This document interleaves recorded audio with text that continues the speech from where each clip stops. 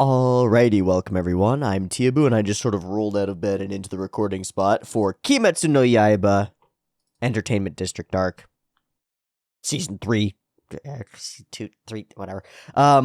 Episode 6, Layered Memories. I have no idea what that title is going to mean. Maybe it has something to do with the backstory that we've hinted at between Tengen Uzui, his wives, and some of the odd scenes that happen in the rain with lots of blood and death and stuff. But I don't know. We are in the middle of a bunch of things right now. I probably should have watched this episode with the previous episode back to back, but hindsight is 2020, and I was not 2020 when I watched the previous episode, so we'll get to it when we get to it, which is right now. We are mid-fight on Tanjiro fighting off Daki, and by fighting off, I mean like holding the line against Daki, kind of, barely, sort of, maybe a little bit. It feels like Tanjiro's right on the edge of getting his shit kicked in and getting eaten by a demon, so that seems bad. But of course, Tanjiro is main boy with a little bit of plot armor, so I'm not super duper worried about that, honestly. In the midst of that fight, some interesting stuff is going on inside Tanjiro's head. It's like he's questioning his alignment toward the water-breathing side of the whole Demon Slayer thing. And that's curious, but it makes a lot of sense. He has been doing the Hinokami Kagura. He's got so much more power that he's able to generate when he's aligned with that thing that seems to be related to this mysterious sun-breathing thing, and is clearly passed down through his family in a way that's a little bit mysterious and unknown to the character and unknown to us, and that's curious and interesting. I am of the opinion / theory that he's going to figure out that he's capable of performing multiple types of breathing techniques, unlike most of the Demon Slayers are only able to do the one, and that's why their swords change color. And he has, one, not found the one that's proper for him, and two, the one that he is still multiple things. So his sword hasn't changed color, and we would expect that it would, but it hasn't. So I'm thinking there might be some kind of thing that might happen in the midst of that, having undergone some emotional torment in the failure to save Rengoku and in, the futility of standing there watching him get killed by an Upper Moon demon. And now, potentially, an opportunity to overcome that in his battling with Daki, another Upper Moon demon, and figuring out within his own brain what the hell he's supposed to do. In the meantime, down below, we are hitting our stride, with all of our other boys, with Inosuke and Zenitsu, both there, ready to go, chopped out of their weird goop places in all the tentacular obi sash that has a mind of its own situation. We've rescued, first, Tengen has antidotified his first wife, one of the wives, and then has arrived and been there to thumbs up the other wives as they do their thing.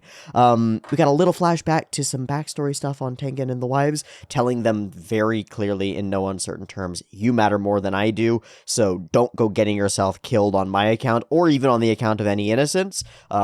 It's not worth it. You are precious to me, so don't die. That's important. And that there are a number of good comments of people comparing that to Rengoku's perspective, comparing that to some of the perspective we've gotten from other Demon Slayers, and finding it pretty interesting the way that Tengen presents value and represents the value of his wives and the other people around him, which is pretty nice. And Tengen Uzui arrived down below in a pretty climactic little ending sequence, unsheathed, finally, we haven't seen that the whole time, finally unsheathed his blades, destroyer of demons, which is what I drew here. I had an idea that was like, man, what if you had a Warhammer Demon Slayer crossover? That sounds pretty cool to me. And you had somebody with like a space marine with a laser gun that was like destroyer of demonettes or something like that on there, and that made me very happy because it'll be a couple of things that I think are very cool, all smushed together. Imagining Tengen Uzui as a face of the Imperium really tracks for me, and I don't know, it just seems very cool. With a couple of wives who are all, oh shit, are they Valkyries? What are the female Space Marines called? I know there are a bunch of different orders of them, but they're members of the Inquisition or something. I don't remember. No, there aren't female Space Marines. I don't fucking know. All right, whatever. It don't matter. I still think that's a cool idea, and so that's what I drew. I drew a shitty laser gun, and I put Destroyer of Demons on the side of it, like I'm 12 drawing things for DeviantArt. Welcome to my artistic journey. It's great. It's going very well. It is going very well. The drawing every day thing has been kind of keeping me going, and I'm really enjoying it, and it's been a lot of fun. Highly recommend do a thing every day. I don't know what the thing is for you, but do a thing, do it every day. Make it like a baseline, super minimum requirement. It doesn't matter what it is that I draw. It can be a little scribble, but doing it every day leads to some consistency, and that seems to open the world up to you, and that's really great. Speaking of consistency, we're on week 4? 3? 4? It's been a couple of weeks of consistent uploads. Every day, 5 days a week. No misses. That's pretty cool. So, thanks for sticking with me. I'm sticking with this, and I think it's going pretty well, and I'm excited to keep on going with it, and to do so with some Demon Slayer. So, okay, I think that's about where we're at. Things just kicked off down below. Things have been kicked off up above. Everything's kind of scary for Tanjiro, but I'm not that scared because I think they're going to be able to follow the threads or whatever and make their way to where the Daki fight is happening in an interesting way. And there's room for some surprising stuff to happen as Tanjiro taps into his inner shonen protagonist and brings out some unexpected powers, and maybe has a chance to surprise the shit out of one very arrogant demonette in the form of Daki. I'd be down for that. I think that would be very cool if we could get a little flash of brilliance from Tanjiro. Just to demonstrate that he's still moving, shifting, shaking, and changing, because he has been training his fucking ass off ever since Rengoku, and this is the opportunity to show it off. And he's been doing great. Which is to say, surviving for even a few seconds against an Upper Moon demon with tentacle powers, OP, like Daki, is really incredible. So I just wanted to push it a little bit further. I'm just greedy. I'm just greedy for cool character development stuff. And if, as in many shonen manga and anime, if that character development can take the form of a bombastic, very visually represented, formulated change of his, like, powers, I'd be very happy about that. I think that would be very cool. So that's what I've laid out. That's what I'm hoping for, looking forward to, and interested in. I'm also interested in seeing any more of the backstory about Tengen Uzui. We've still got this demon that's presented in the OP and stuff that's like a male-looking demon with 2 blades, and I think that ties into Tengen Uzui's backstory in some way, but I don't know how. And so we might get that starting to be introduced as we move along here. And that's important to mention. We're at a bit of a wrinkle in the show, or a wrinkle in the series of events, because as far as I can see it, Daki needs to escape.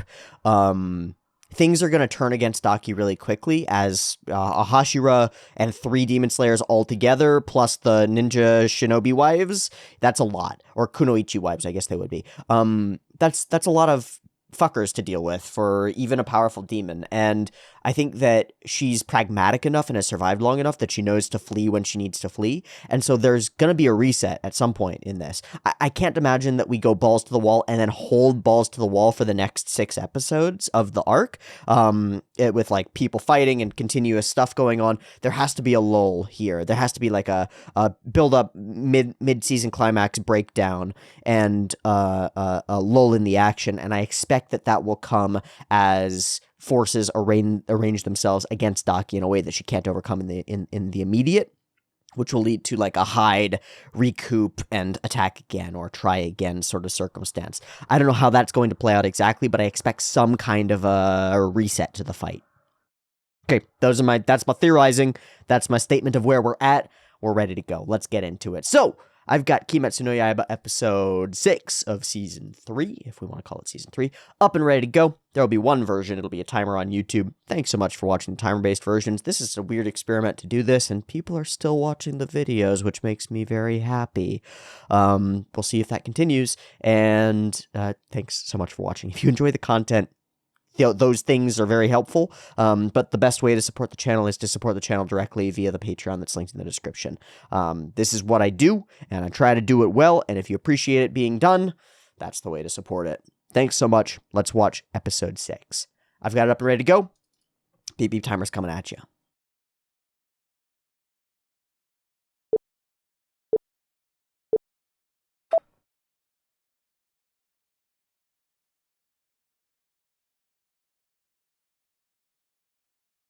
Yeah. Okay. Serious time. That's the one. That's a new one, I think. He's breathing flames. One more strike.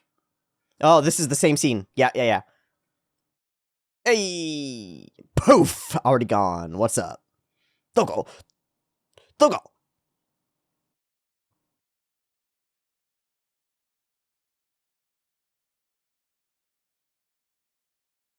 We got no music. Snap every fucking time. God damn it! Okay. So we're just whoa, rebuilding to where we're at.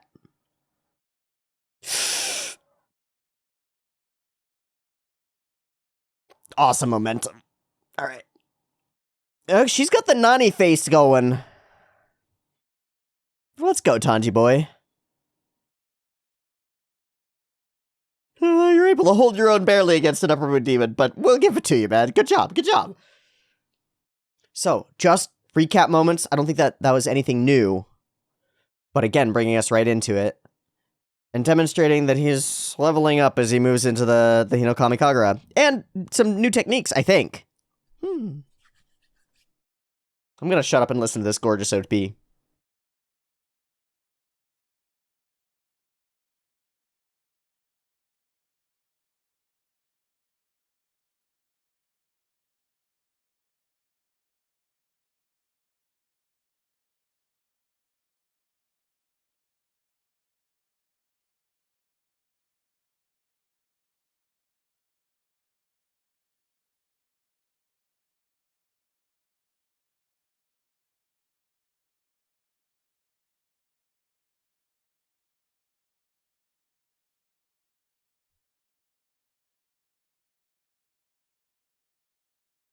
Again, got a great, really excellent bounce to it.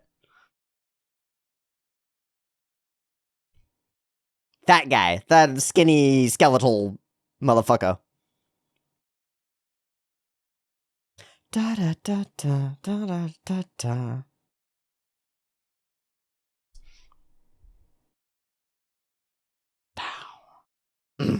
Juicy. Juicy and spicy. The memories come in layers. Oop.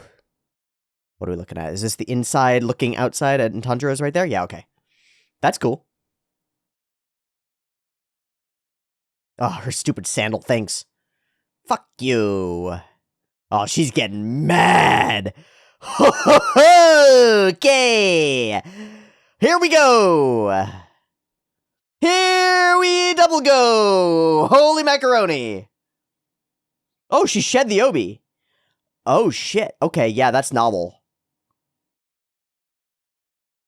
Oh, she's calling it all to her. Oh, shit. That's a bad. So you have not been fighting an upper moon demon. You've been fighting a part of one. Oh, what? Yeah, she's regathering all her power. Fuck. God. Shit. Fuck. That's CG. No, it isn't. No, it wasn't. I was wrong. Ooh. No. No. Get the fuck out. Get the fuck out. Bounce. Leaving time. Oh, what the fuck? Oh, she is...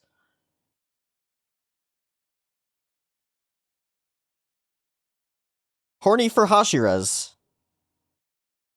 Daki loves a pillar, what can you say? Yeah, that's bad. Look, I've seen enough anime to know that hair color changes are a problem. Nah, dude. Oh my god. Oh my god, open your eyes, man. Come on, man. Well, there are people all over. This could be the reset that we're looking for.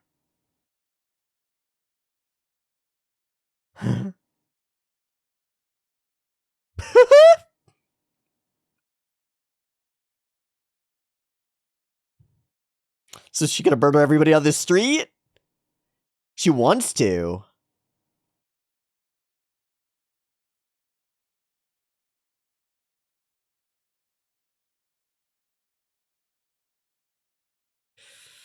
Can you protect them all?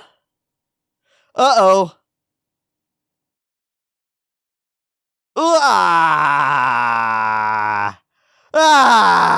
What the fuck? Oh my god, Daki!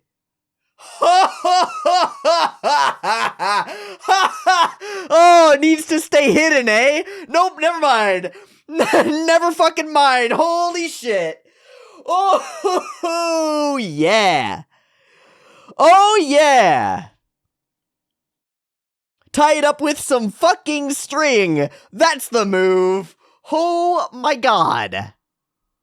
And she's just gonna walk. You gonna let her walk? Dude, he's chopped deep, too. You just killed so many people. That's the kind of wanton violence that killed his whole fucking family. Oh, yay, yay, yay, yay. Yay, yay, yay. Oh, he mad. Oh, he mad now. Yeah. Yeah. Wow.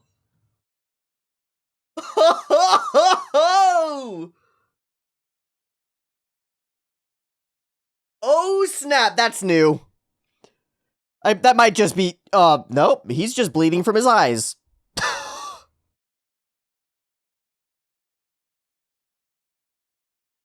Wait? Oh, hi. Oh, oh. Oh. Is this gonna be about his own rage, and then we justify that we contrast that, juxtapose it with Tanjiro's newfound rage? Oh, that is narratively fucking fulfilling. As I would imagine.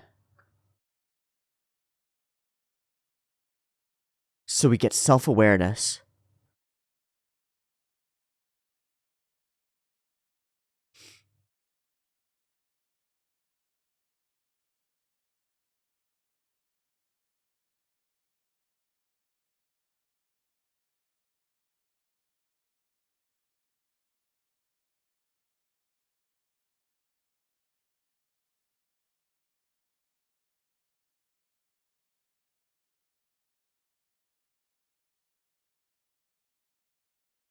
So are there more volumes? Oh, like sun breathing? Yeah! Oh, really? Oh, Destiny and Fate and Marked One. Okay. Uh-oh. Oh, he's already gotten the letter. It's a burn. Okay. Yeah, but maybe that's the thing.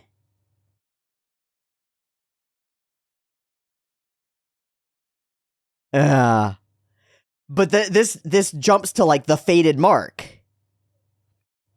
No, no, no, no, no, no, no, no, no. I think you are, man. Sore demo. Let me have the power that I need. Even if I'm not up to the task, let me have what I need.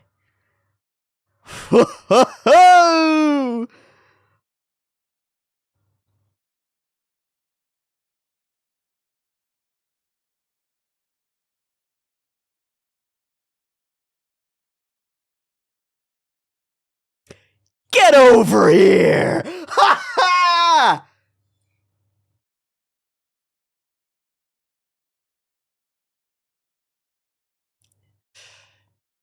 Ugly motherfucker managed to touch me. Pop! No problem.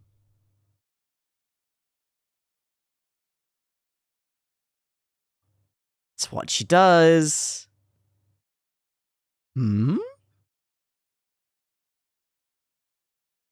Wait a second. Huh? Hundreds of years she's been around.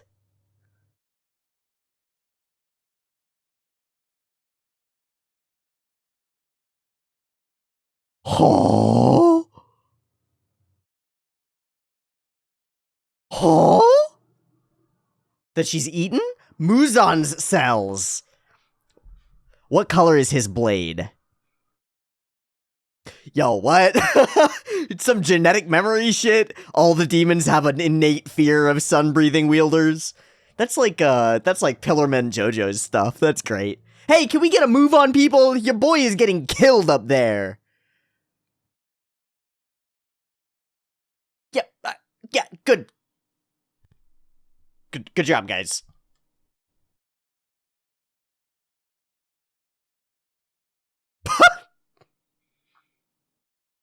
Tanjiro, problem.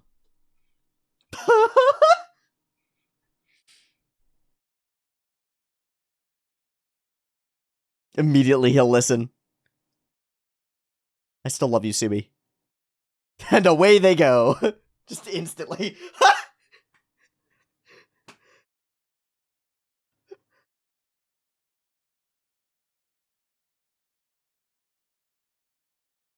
Yes, please come through faster. Ha ha ha ha ha ha. Oh, go sleepy. Go sleepy.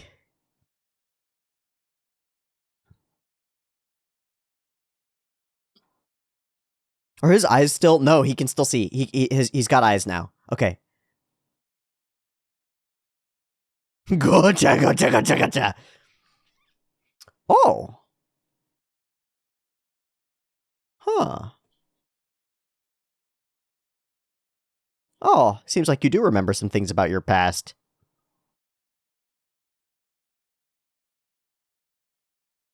And Muzan has granted you all of this? Huh.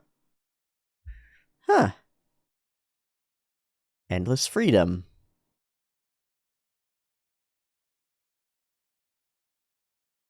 Oh, finally. She hasn't even used one, really. Layers, huh?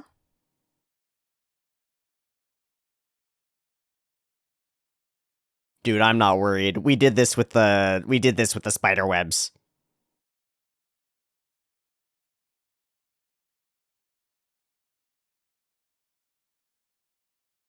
True, but he's a little bit different now.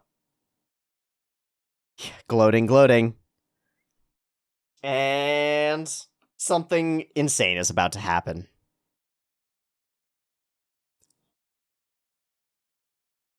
Easy. And he's quiet and calm in the voice, too.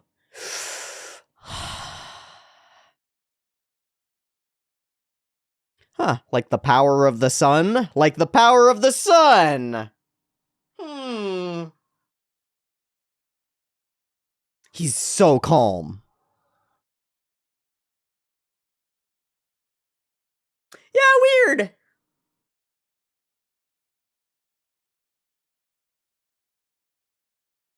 Huh.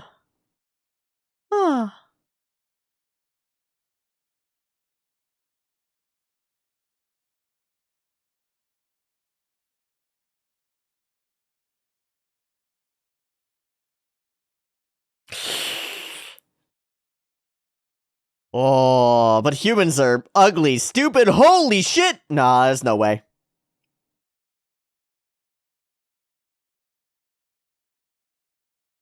Ah, that's bullshit. Slice it! Do it anyway!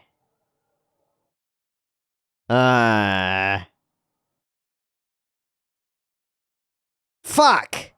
Ah, she's such a whippy spider thing.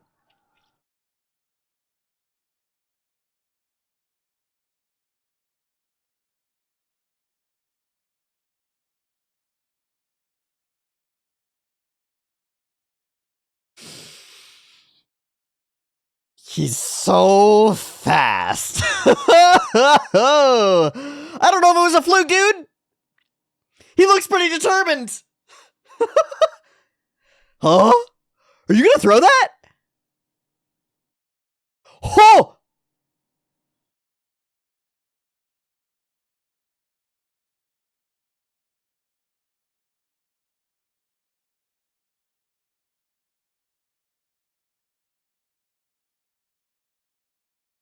Pa!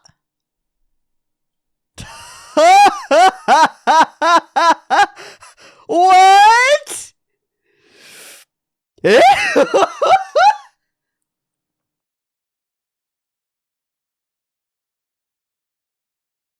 Sure. Simple. Where'd the fire go? What was that? What is this? Oh. Holy shit, Nezuko! He hasn't been breathing at all. Almost. This is our reset. Tengen arrives.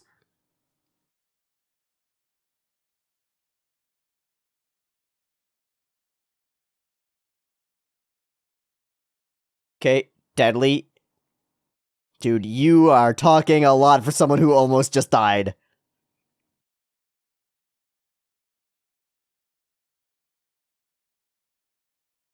Yeah, your eyes are bleeding. Just look up a little bit. Just a little bit.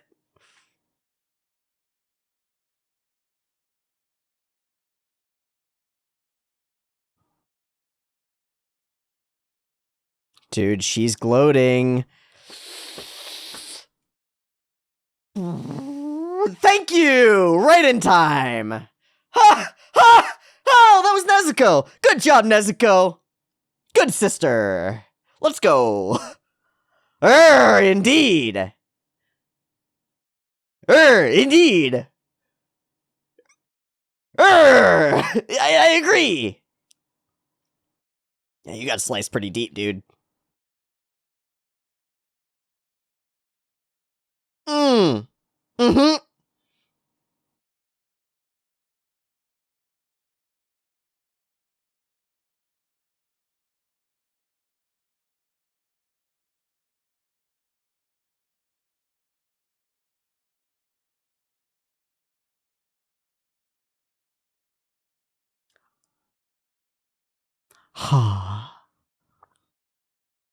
Like who?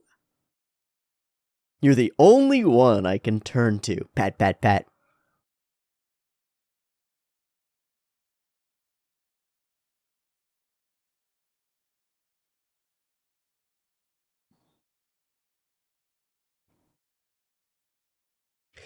Much more interesting fight. Much more interesting fight. Let's go. Cat fight! Yeah, breathe, buddy, breathe. Your little sister's got this one. Huh! Huh! Yeah. Pop. Oh my god. Nezuko. Wait, blood. Explosive blood. There's blood everywhere.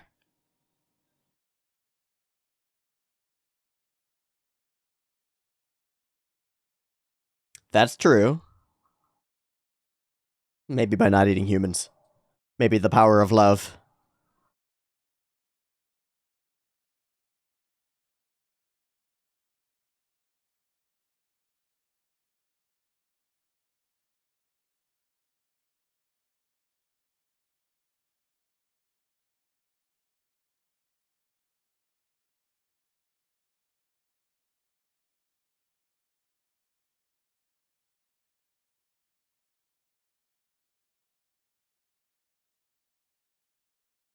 Hey, wait, where'd your lower body go? I thought it was separated from you. Hey. Hey.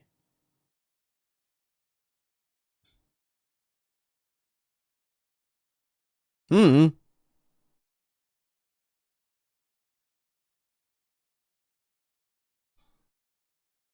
It's pretty good. It's pretty strong. Yeah, she is she broke it.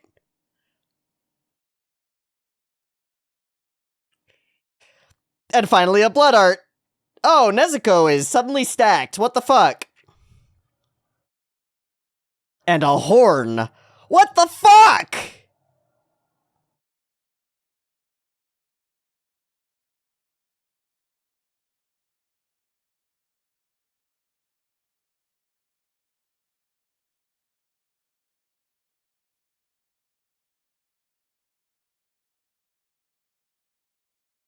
Oh. Oh.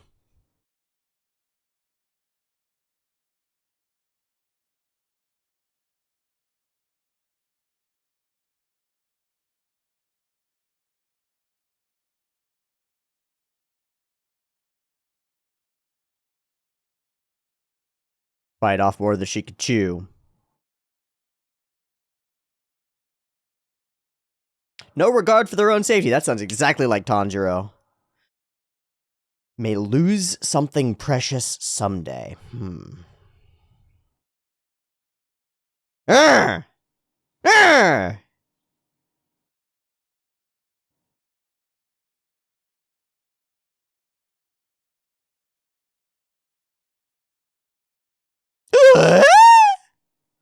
Alright, I don't know what just happened. What just happened? The leg is back. How did that happen? What just happened, Nezuko? Tell me. Speak. Fuck! It's pretty cool. It's pretty cool. Maybe something about her body parts they're like bound together by the threads of plants that are all over her? Something like that? I don't know. Woo! Whole episode is balls to the wall. I thought we were gonna get a reset. We have not. We have not at all. I might be totally wrong. We could go balls to the wall for the next 5 episodes.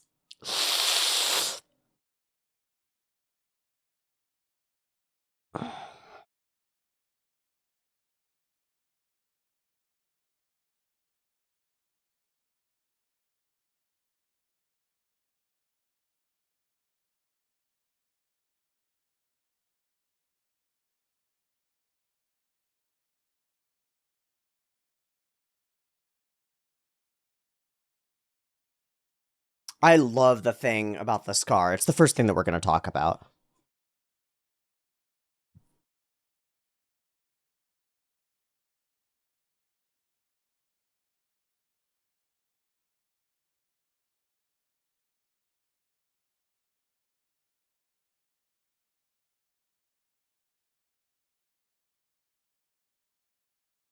Hey, show!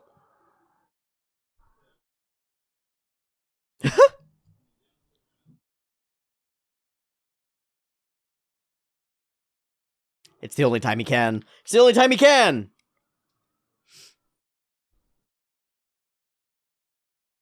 No.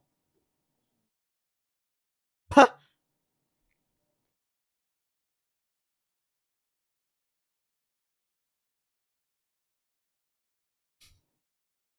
Oh, okay. I'm happy with that. Oh! Oh! Transfer! Oh! Ah! My God. My goodness gracious, this was a hell of an episode. Really, it's all fight all the way through. There's like a little spike of something else, and it's all fight all the way through. And the fight is spectacular. I mean, it's really cool. Super dynamic. Incredible momentum and like acceleration, deceleration. Characters going from 0 to 1,000 to 0. Makes everything really punchy and oomphy, and it keeps working on me. Character stands there, gets more and more upset, and then is gone, and then there's a shockwave, and then they're somewhere else, and every time I go, wow! I just can't help it. Every time I go, wow, it does the thing. It does the thing so well. But all of that, we're going to have to put aside for a sec to talk about the Scar situation, because I think it's the coolest thing in the episode, and I'm really interested in it. Now, I'm really interested in Nezuko becoming something else. Very interesting. Very cool. It's been a while. She's been training, or he's been training. She's just been sitting there, not eating humans, getting hungry. And hunger sometimes leads to strength. I don't know if that's where her incredible power comes from, or if it's like justified as being from within the purity of her spirit or whatnot. I don't know. But it's very cool. Scar on head. Scar on head. Close relative of Shoe on head, but a little bit different. So we start it right here. Daki goes way further than expected, and I love it. I love it. I'm sorry, this is going to be similar to the Sympho Gear donut. A character gets super dead, and people are like, "Oh my god, it's horrible!" And I'm sitting there cackling and laughing because I enjoy it. I think it's great. I think it's wonderful, and I love the narrative weight and the impact of people doing the murder. It's great.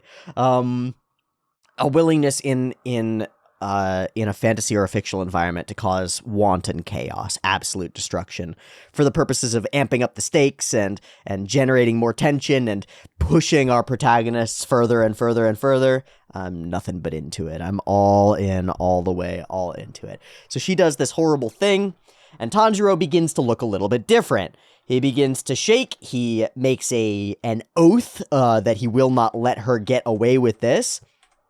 And blood covers his eyes. And we choose that moment to turn away and show calm reconciliation. So it's Kyojiro and Senjiro, and then I forget the father's actual name. Demonstrating shame over himself, self-awareness over his actions, and an understanding of the way that he's fled from pain, that he's gone to the drink and wallowed, allowing his sons to be left to their own devices, and then blaming them for various problems. There's no bigger fool than me. Well, we'll see. We'll see, won't we? And he was a good son. I guess he had more of his mother in him, and you, Kamado, have an even more amazing power. A little bit of destiny. I hear that those who are chosen to wield sun breathing are born with the same red mark on their forehead that you have. And so I'm sure that you... Shinjuro is his name. And so I'm sure that you... Oh, that's it. He just leaves it? There's no line? There is no line. It just leaves. No, Shinjuro-san. That's not where my mark comes from. I wasn't born with this scar. I got it from trying to rescue my brother from a falling brazier.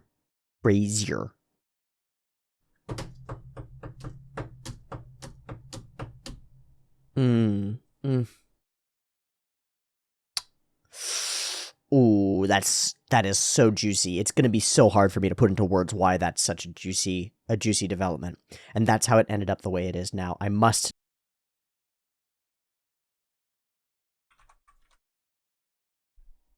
Oh, that was horrible. Just ran out of disk space mid sentence. Let's get back to it and get right back into context. Okay. Born with the same red mark on their forehead that you have, those who are chosen to wield sun breathing, and the phrasing is important there. And so I'm sure that you know, I wasn't born with this scar. It was a burn mark from when I protected my brother from a falling brazier. Later, I injured myself there during the final selection, and that's how it ended up the way that it is now. My father was born with a faint mark on his forehead, but that wasn't the case with me. I must not be a chosen wielder.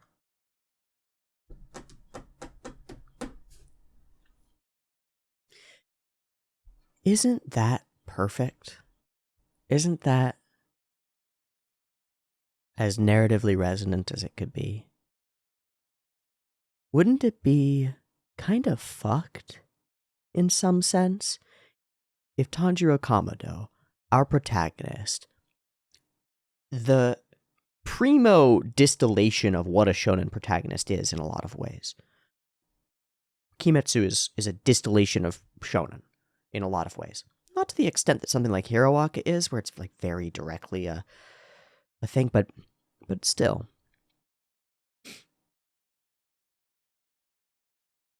Tanjiro's strength comes from one place, and one place only, and that's his determination. Right? And his pure goodness.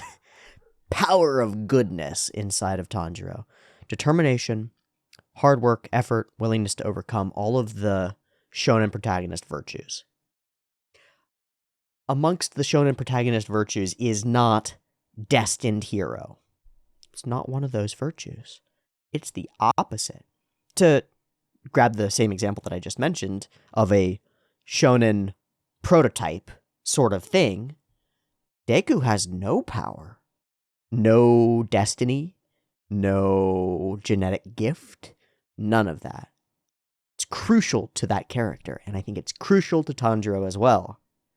It's not destiny.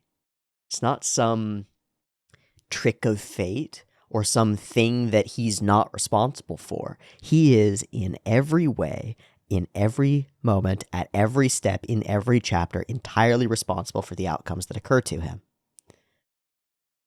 Sometimes he comes up against a threat that's bigger than he can deal with, and he isn't able to vanquish it, like we had in Mugen Train with the it's a big demon. That's a strong demon. He couldn't fight it, couldn't win, couldn't save Rengoku.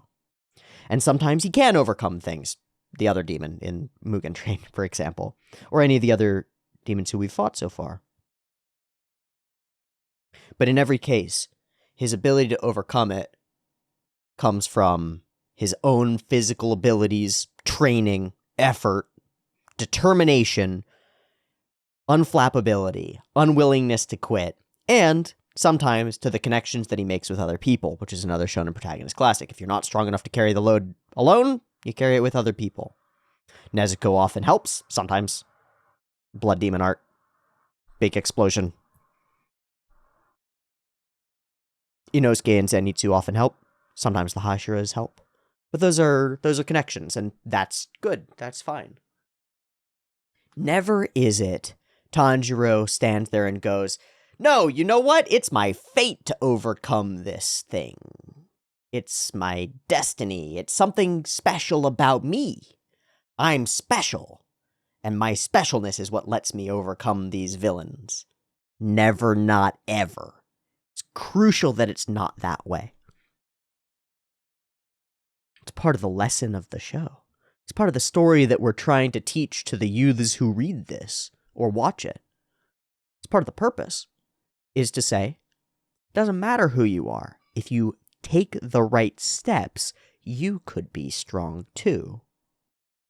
It's not just the destined or the fated heroes that step up to the plate and perform heroic actions. It's anyone. It's the normal person who's undergone struggle and hardship and decided to stand in the face of that. That's the person who's heroic. That's the sort of person who we put on the pedestal, who we say, that's the kind of character that I like to watch a story about. And if you survey through the history of shonen manga and anime, you'll see the same pattern over and over and over. Okay, who's a prototypical shonen? Naruto. Oh, wait. That's exactly it, isn't it? In fact, there's some conflict there. Because there is an element of destiny in some of these characters. Now, that's interesting, actually. Naruto does have an element of destiny. An element of dark, destructive destiny. A seed of evil within him, even. Yeah, that's interesting. And yet, he's a pretty downtrodden, looked down upon baka. And he makes some choices, and those choices, and his innate goodness, and his determination, and willingness to fight, and all that stuff, leads to him forging a different kind of path and overcoming all sorts of obstacles. Where's the line? I don't know. Does that actually, maybe that makes my argument weaker, but I don't think it does. I don't know if it does. There's a question here. The question is, does Tanjiro need to have a fated birthmark in order to wield the sun-breathing techniques? The answer is obviously not. And then he says those who are chosen to wield the sun-breathing techniques. This coming from a fire breather, right? So we get a distinction, a really powerful distinction between the fire breathers and the sun breathers. And he's been pissed. As soon as he sees him, he's mad at him for being a sun breather. There's like a resentment between the fire breathers and the sun breathers, which I took as the sun breathers are more powerful or something like that. More deep, more original, something more potent about that art. I must not be a chosen wielder, says Tanjiro, but what chooses? Who chooses the chosen? a birthmark? Or is it crazy to say something like, Tanjiro chose himself in the moment he dove and took this damage in order to protect someone else? That lines up narratively, right? That lines up narratively. Whether the rules of the world are that sun breathing is some kind of a genetic technique that gets passed down with the same recessive trait as birthmark on the forehead does, doesn't matter to me. What matters to me is that Tanjiro is worthy. And he proves his worthiness not through some innate nature of his being, but through his actions. Tanjiro does goodness. It's not innate to him. It's not a part of his character design. It's what he does. And I'll bet if we look back, I don't remember it off the top of my head, but I'll bet if we look back, the injury that he got during final selection to his forehead was similarly in a circumstance where he didn't have to get injured, but put himself in the way of the line of fire in order to protect somebody else. I'll bet that that's the case. Somebody refresh me on that sequence. I don't remember how it happened. I just don't remember.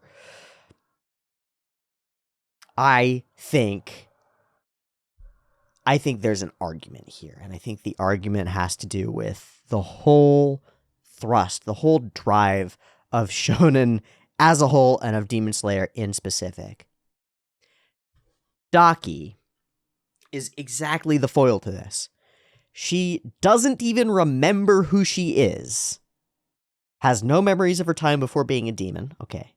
Whereas Tanjiro is driven by the memories of who he was before he was a Demon Slayer, in some sense. Like, the past is potent in his mind. It's strongly there all the time. The suffering that he's experienced and seen is evoked in this episode when Daki destroys all of these houses, and he sees that same bloodshed, and it's the same bloodshed that he experienced when he came home to his family being dead. And it does the same thing to Nezuko, because she looks at it and she sees the same bloodshed that she experienced when her whole family was killed in front of her, and she was turned to a demon. Fucking crazy. The past is within him, but in Daki's case, she doesn't have a past. And all of her power was gifted to her, in some real sense, by Muzan. And she's been hoarding it since. Holding on to a power that's not even hers. That's, you could say, fated or destined, right? She received it from some thing that chose her. She didn't choose it. She didn't earn it. She didn't work for it. She didn't generate it or create it or fight for it. She just became it. Because that's story dorida. That's just the way the story goes. That's what Muzan chose.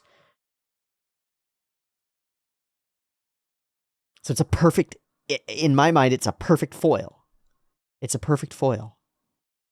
And she has the nerve to stand up there and say, who cares? I'm better than all of you. And because I've been gifted this innate betterness, I can do whatever I want. And Tanjiro stands there and says, yeah, but what you want is to kill a bunch of people, and they don't want that, and nobody wants that, and you kind of suck, so I'm going to stand against you. Not because I can, not because I was destined to, but because I must. That was the refrain of the previous episode, was Tanjiro standing there going, I don't know if I can win this, but I have to, because otherwise she's going to kill a bunch of people, and I can't let that happen. I have to get in the way of injustice. I have to stand. I have to take a stand for what I believe in. I'm not driven to take a stand for what I believe in by the fact that I've got a birthmark on my forehead. He's driven to take a stand for what he believes in because of who he is, what he's seen, what he's experienced, and how he chooses to act. And it is all of those things, especially how he chooses to act, that to me make him a worthy protagonist, make him a worthy wielder of the Hinokami Kagura, of sun breathing, of any potential power that the author wants to throw his way. I'm down for because he deserves it. I don't care how OP Tanjiro becomes, how broken his powers are, how they break out of the world's like normalcy, or the established paradigms of this world. I don't care. I don't care. He could get nuclear weapons that shoot out of his fingertips if he wants to, and I wouldn't blink. I wouldn't give a shit, because he deserves it. Because at core, at the central layer of who Tanjiro is, he is worthy. And it has nothing to do with who his dad is. And it has nothing to do with whether he has a birthmark. And we'll see as we move along narratively whether there's something else there. Whether we'll find out if the other sun-breathing wielders had birthmarks on their foreheads, or if they too were some kind of a scar. Because perhaps they've just also thrown themselves in the way of dangerous things over and over, but I don't know. Or perhaps it's the kind of thing where there is some element of fate that marks people. But maybe it doesn't happen before birth, necessarily. Maybe it happens afterward. Could be. Totally could be. Very, very interesting. I think this is extremely compelling storytelling for me. I really, really, really, really like this little wrinkle of the marked forehead thing as even just as something to theorize around and think about. It's juicy. It adds some rules to the world. It adds some thought to like from whence comes the power of our characters. Well, it's from their breathing, right? Yeah, but it's also from their techniques, right? Yeah, but it's also like innate, right? Yeah, so where does that innate part come from? Oh, I don't know. A weird question. I don't know. It seems different for everybody. Well, what about your main character? He's a little special, right? Yeah, he's got to be a little bit special. Otherwise, why would he maybe be a main character? Well, why is he special? Is it because he's destined to be special because he's got some sort of special main character juice? Maybe. Or is it because he's the kind of person who you think might be deserving? Where's the line? I think that's pretty cool. I think that's pretty cool. Ooh, I like it, I like it, I like it, I like it. I also really like this juxtaposition, which is what I thought we were going for at first entirely. I thought we were just going for this contrast. We've got Shinjiro, is that his name? Shinjiro-san. Shinjiro, a person who embodied rage just a little while ago. Indignant, violent, self-justifying rage. Has calmed down. And to contrast that, Tanjiro, who remained cool, calm, collected for the most part, is in-fucking-sensed. His eyes are bleeding. The veins on his forehead are threatening to pop. He is incensed. There are times when I just can't back down. Indeed. I like that juxtaposition. It's like slipping over the edge. It's I don't want to reference too many things that I might spoil. Berserk, Cyberpunk Edge Runners, Hunter x Hunter. There. Okay. 131 or 132, whatever. Yeah. Berserk armor. Cyberpunk Cyber Psychos. Right over the edge, right? Like, you pushed him too far. Even though he's been an inspiring, calming presence for others. You pushed him too far. Killing for no reason, without a second thought, without any hint of remorse. And away she takes, and ba-boom, he brings her back down. All right. So I've said, I think, what I want to say about the Scar thing. I'm fascinated by it. I'd love to have some discussion in the comments about what you think this shit means. Obviously, some of you are going to have more context, because I'm sure that there's stuff in the future here. I'm also going to throw out a weird, silly prediction question. And the prediction question silliness that I'm going to throw out is this. Does Nezuko have a birthmark anywhere on her body? Is she the chosen wielder of the Hinokami Kagura? And because of her, like, now she's that blended with demon, and Tanjiro is not destined to do that, but is instead stepping up into that position and has, like, gained that attribute through his own decision making. I would buy it. I'd buy it. I'm in. And it could also present some of the reasons why Nezuko is so damn potent and so interestingly powerful. She could be the fated combination of Protoss and Zerg, sorry, of purity of essence and purity of form blended together into a Xel'Naga, you know? Sorry, nobody is going to get that at all. I fucking love the story for StarCraft 2. It's got such a cool idea to it. Anyway, we talked about that. We can talk about some of the action here. Just some of it, just a little bit of it. It's awesome. It's pretty freaking neat. It's exceptionally high momentum all the way through. The subtle camera movements are crazy. The unsubtle camera movements are crazy. Each shot is ultra dynamic. And these characters move incredibly fluidly all throughout. I love the rooftop positioning for this portion of the fight. It's great. Oh man, we'll have to talk about this. What do you think lives are? Yeah, we'll have to, I mean, who dat? Is that his dad, or is that the original wielder of the Hinokami Kagura sun-breathing technique?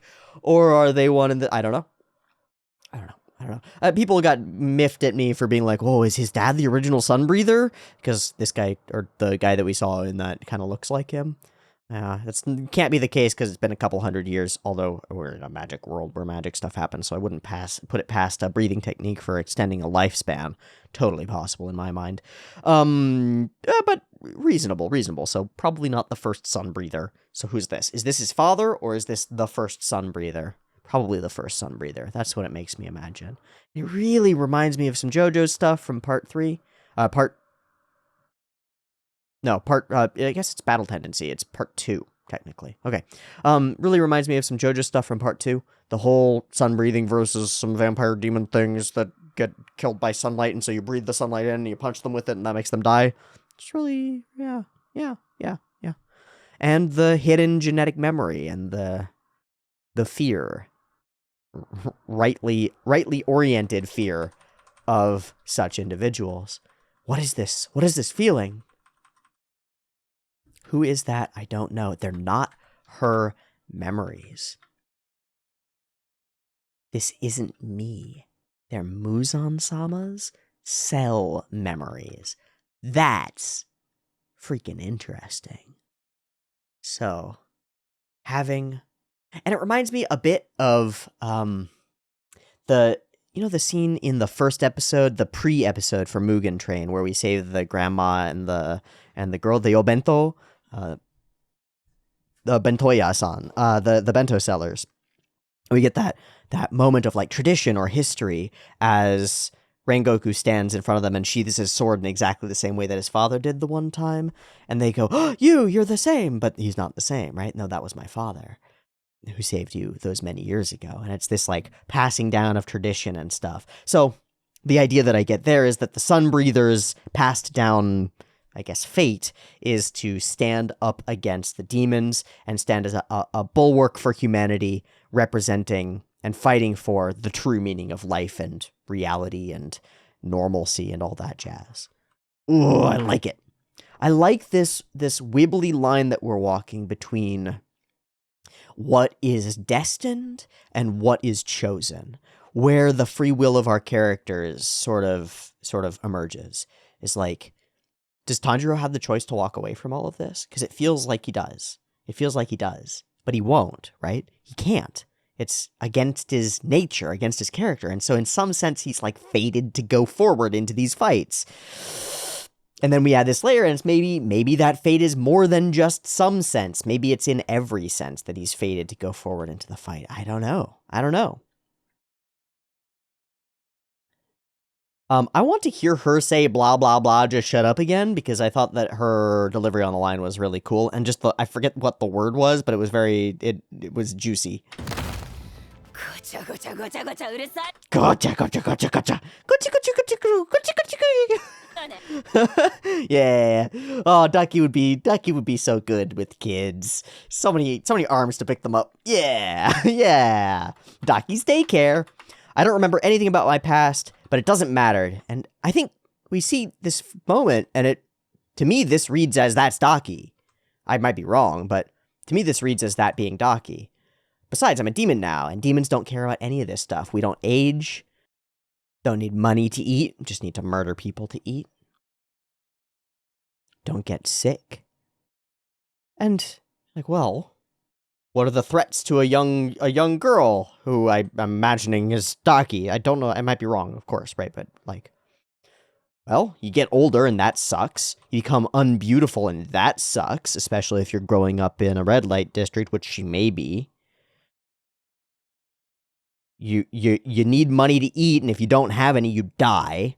You get diseases, and if you get diseases, you die. We don't lose anything. Now that's a very tempting situation for somebody who loses things or has lost things. So there's some sad element to Daki's backstory, for sure. There's definitely something there. But there are a couple of things. First, she doesn't actually remember it. She's put it away in order to jump into this horrible, exploitative, destructive life that she has. So she doesn't even remember what it was like to be otherwise. And the other thing is, it's not an excuse. It doesn't justify it. The selfishness is unjustified. Why? Well, because we've got represented in Tanjiro an example of a character who does the opposite. We talked about this the other day in JoJo's, actually, because you get this one character who becomes dark and resentful and hateful because of all of these unfair events that happen in his past, and you look and you turn to the main character, the main protagonist of the arc of JoJo's, and they're the exact opposite. They've undergone all this like torturous past, really unfair circumstances, malice, even people maliciously harming them for their own purposes, and our main character comes out of that stronger, saying, I'll bear this weight, I'll hold on to this, and I'm not going to become a resentful monster because of it who goes out there seeking to destroy others. I'm not going to let myself become that. That would be far worse, and it's against my nature, and it's not what I want to do. And presenting the story that way presents a foil for it. It's like, on the surface, Daki, in isolation, Daki's justifications work. It's like, yeah, okay, your life is way better. You're a demon. You're immortal. You're beautiful. You don't die. You don't lose anything. That sounds great. That's a reasonable response to a life filled with suffering and torture and torment and unfairness, is to become destructive in turn and selfish in turn and take what you can take while you're taking, because the people who take have taken from you, and so you might as well do the same, and it all shakes out. You can fully rationally build out a set of belief systems that allows you to be a selfish monster. You can totally do that. And it makes perfect sense until you turn your attention to Tanjiro and you see somebody who's undergone equal or greater torture and torment and malice and destruction and loss and failure and grief and all of these things, and has shaped those into a positive generated force of, I will not take from other people, I will not be selfish, I will give, and that will be my gift to the world, and I'll be generous and I have nothing to lose, and I'll treat the world as though it matters, and I'll treat people's lives as though they're important, because I know what it feels like to be hurt, and so I'm not going to cause that to other people. It's the exact opposite. It's the polar opposite. And they're perfect foils for one another. And you could buy into the Daki logic if you want to, but as soon as the Tanjiro logic gets introduced, you see that there is a hole there, and it's this whole supposition of give and take, of eye for an eye, goes out the window. It goes out the window. You see that the whole world becomes blind. You see that the overall destruction and chaos and death and murder and badness and selfishness of the world is only increased. It's only increased by acting that way. It doesn't decrease.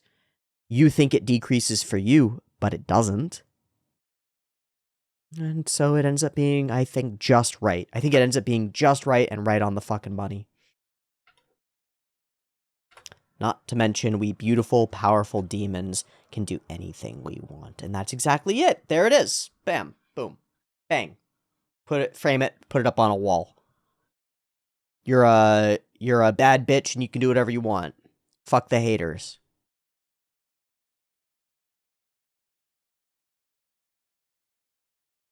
It's thin. It's thin. It's thin. It's thin. It's thin.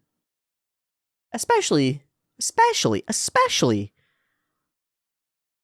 you know, if what you wanted was, oh, what I want is actually to be a generous person who, like, volunteers all my time and works for important charities and helps children who are battling cancer, right? Like, that would be great. Good, cool. It would still be poorly justified.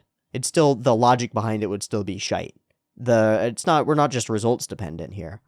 But it's quite helpful for thinking about it that she uses terrible logic to come to a terrible conclusion. Not only can I do anything that I want, what I want is to cause as much mayhem, harm, destruction, and chaos as I possibly can, because that's justified. That's the way the world works. Fuck all y'all. I can do whatever I want, and I'm beautiful. Yeah, all right. That's, well, you're the baddie now. Now you're the baddie. And so we're perfectly justified as we move forward. Tanjiro, from this point in the episode, is utterly calm. And it's revealed later that that's probably because he's not breathing at all. So, yeah, I mentioned this before. 0 to 1,000,000. Kaboom! What does that even look like? I can't even see what that looks like. I can't even see it. Okay. Dot, dot, dot, dot, dot, dot, dot, dot, dot, dot, dot, dot, dot, dot, dot, dot. Okay, he moves forward, the light changes, and then he's a blur, and then he's gone. Okay. We just do the little camera shake. It's actually almost identical to, there's a scene in Heaven's Film 2 where Bazaka gets set up, boom, and goes, does this huge leap thing, and it's the same sort of framing. It's UFO's tricks, generating these big momentous action sequences. Really fucking sick. Sashes go up. The camera movements all throughout the sequence are nuts, and I have to say it because I think I made a mistake in the flow of things and was like, that looks like it's CG. Man, it's not. Oh, that's weird. The lines are blurred. It's like really hard for me to tell when things go to CG or back. I know some people have commented being like, wow, it's really impressive how you can tell when it's CG and not, because I can't tell. Yeah, I've lost that ability for the most part. It's gone. And that says something about the potency of CG in anime. And how good it's getting at mimicking traditional animation. I think it's pretty cool. You can't stop this. No, you're an idiot. Ha ha ha. Ha ha ha. Now my great technique will fly at you. Ha ha. And I'll be... She's already thinking about the next battle. And the blade slices through. Huh? Nani? Okay. Big spin. Whoosh. Pow. So simple. They managed to make these so explosively vibrant with color. It's always been part of the thing that's so compelling about the way that Demon Slayer looks, is how vibrant the blue water dragon from the very beginning, or the Hinokami Kagura flame elements look. Whatever it is, they always look amazing. And we get these sort of slow-mo moments that are, they're representations of manga panels, of bombastic manga panels, but they feel like they move, and they do move slightly, but they feel like they move. They feel like they're catching moments of motion and showing us what's really going on as well as the animators possibly can. And it's really freaking cool. It's really freaking cool. Yeah, it is. Yeah, it is. Ow, this kind of hurts. Like a burning pain where I received that slash, and I can't regenerate like I'm supposed to. So I think this is the result of the Hinokami Kagura, the sun-breathing technique itself. The way that flame ripples as he goes, before even the slashes start, but then this sequence of slashes is so... Would normally rupture his body on the spot, so why isn't it? Is a legitimate question, I don't know. And he seems absolutely calm here. And this is probably my favorite sequence in the thing. My fingers are trembling as she throws more and more obi at him. She says Muzan-sama as though she feels him. I'm unclear why. And we get this bat, bat, bat, bat, bat, bat, bat, bat. All these whip, whip, whip, whip, whip, whip, whip.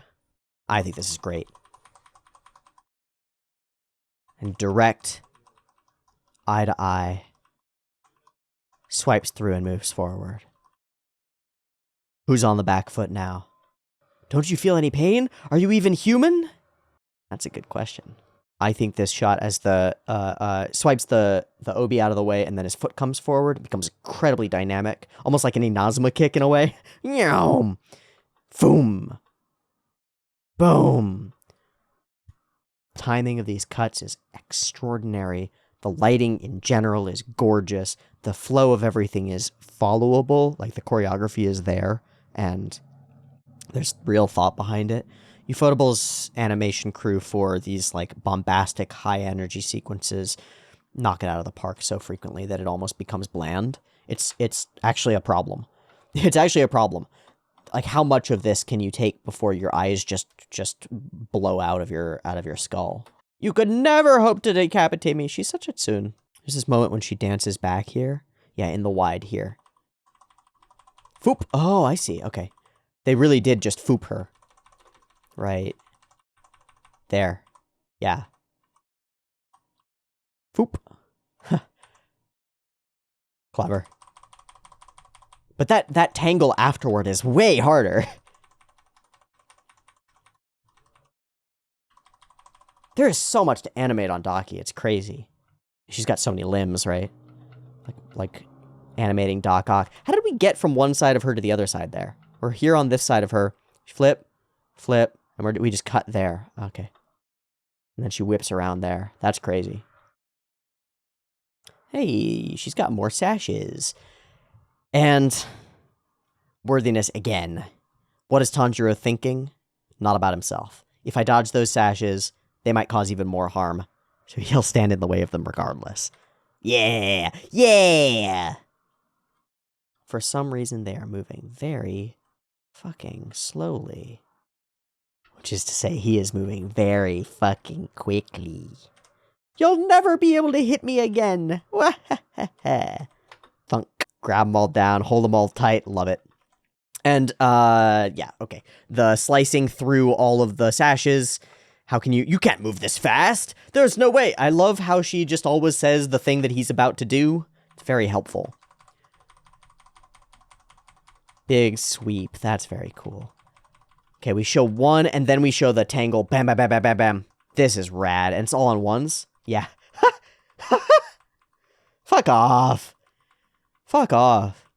Now, it is kind of like a Jackson Pollock painting in front. It's a lot of scattering, splaying stuff. Oh, shut the fuck up. What the fuck?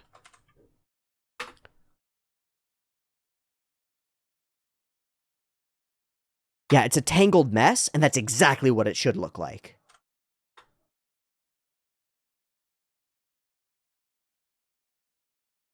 Exactly what it should look like. It should look like incomprehensible chaos that has a weird logic to it. That's amazing. That's amazing.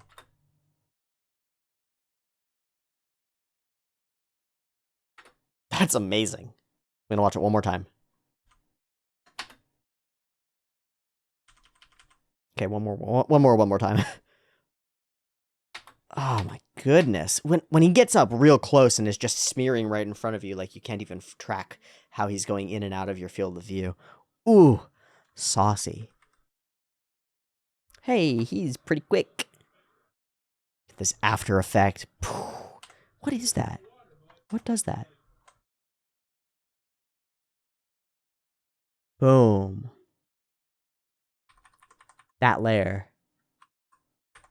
Like this transparent fire layer goes, poof, and it's just an after image. It's like a wake, and all these little bits flying backward. Because we're demonstrating how fast it is, and it's so fucking fast. I just have to bring my sword down faster than they can start bending. Easy peasy, just cut them before they don't cut. I can do it this time. I can slash her, and he's completely out of power.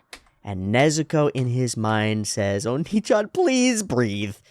And he can't. And so he's down. And Daki takes T minus 0.001 seconds to go from, "I'm about to die," to, "Haha, you piece of shit, you suck." This is great. I love that. I love how fast she swaps between, "Uh-oh," to, "No, this is great. I get to gloat and be a bitch again." Amazing. "Ha ha, this is the best you could do. I guess I'm feeling sorry for you." Yeah, all right. And in that final moment of gloating, no wonder you've ended up like this. It was inevitable. And so I'll slice off your hi, it's Nezuko. I'm here to kick you in the back of the bam, boom, bang, boom, bam, boom. Spash. Splat. Lovely. Lovely, angry, tiny girl who she's been given explicit orders to take out. Muzan-sama is not pleased with Nezuko's presence as a demon who is, quote, out of his grasp. And that does, I think, indicate something unique about Nezuko that I'm interested in. But I don't know. Chops her the fuck up, and Nezuko is regenerating very quickly, indicating that she is as powerful as an Upper Moon demon. At least in her regeneration abilities. She has not fed on any humans. So from whence does her power come? It's a real question. And what is the nature of that power in the first place? She bites through that thing, demonstrates that she has grown up quite a bit, although that may be like a form-changing thing, because Nezuko has been able to change forms before, change size, right? Become tiny Nezuko, become bigger Nezuko.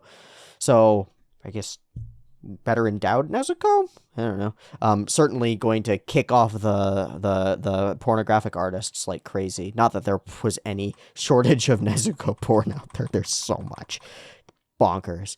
Green and red are the leaf patterns on her.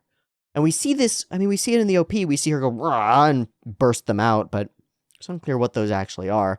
And it's unclear what the heck happens here because she slices the leg off, boom, and then she still gets kicked. Follows through on the kick and does kick her in the top of the head with the leg that is attached when it was not attached moments before. So it's like, it's really unclear what the mechanics are of what happened. She's in front of her, and suddenly she's above her, and the leg goes flying backward, but she just continues through. I guess she maybe just regenerates the leg in order to bring down the force? Nuts. So, Daki takes a face plant. She is not expecting to be fighting a demon of her own caliber in this moment, and we leave the episode there with Uzui-sama and the other demon slayers right on the way. Tanjiro full out of commission. He's not getting back up for a while, I'm sure. Although, of course, it's Tanjiro. He can do whatever the fuck he wants. And Nezuko taking the reins of the fight. Not where I expect this to go at all, and far more exciting than anything that I expected. I am so thrilled by the way that this episode of Kimetsu has gone, and the way that this story seems to be playing out. The bits of intrigue around the forehead mark and fate and destiny are lovely. The intrigue around Muzan having an eye on Nezuko builds up whatever we're about to reveal about Nezuko and how she's developed over these last periods where we've been training. Very exciting. And all of it seems to be building towards some kind of opportunity for Tanjiro to come into a greater understanding of himself, his history, and potentially what his options are, what powers he might be able to reach out and grasp, if only he's worthy enough. Let's go. This is cool. This is very cool. Thanks so much for watching. We're going to wrap here for Kimetsu no Yaiba for today. I hope you've enjoyed this episode. I had a blast with it. I thought it was bonkers and bombastic all the way through. Those of you who've been wanting a little bit more animation breakthrough, I don't know if this was what you wanted, but this was what I wanted to do and what I wanted to talk about. I think that Ufotables, especially the action animators, are just smashing it, just killing it. And the classic UFO post-processing on top with all the fire effects and the lighting effects and the beauty of the damn thing is just gorgeous, and it makes the show a delight to watch. All of that wrapped up in the bow of really cool pacing and I think really solid storytelling down to the fundamentals. I like basic shonen. There have been some comments on this front that are like people saying, well, sometimes people get really elitist about anime and they'll look at shonen like this and just dismiss it and just sort of hand wave it because it's, I don't understand that. I just don't understand it. Because it's popular, I don't know. But I think Kimetsu has a lot to offer, and I think there's a lot of really good and interesting work being done on it. And even people saying that it's like, oh, the storytelling is so simple. Yeah, what do you want? What do you want? Do you want a story that you can actually digest? Do you want something that's so complicated that you can't understand it? Do you want an Ikuhara show? Like, I'm not here for an Ikuhara show. I don't want that. I don't turn my brain off to watch anime, but I also don't always want to be hanging on every word, having to think about like 17 layers of ramifications for the social commentary that's occurring in the show and all this stuff. Sometimes I want a story about a hero being heroic, and sometimes I want a story with villains who are villainous and heroic heroes, and simple dramatic stakes and death and violence. You know, it's just what I want sometimes. Kimetsu delivers and delivers and delivers and delivers and delivers and delivers. I love it. I love it. All right. Thanks so much for watching. I'll see you next week for more Kimetsu no Yaiba. Peace.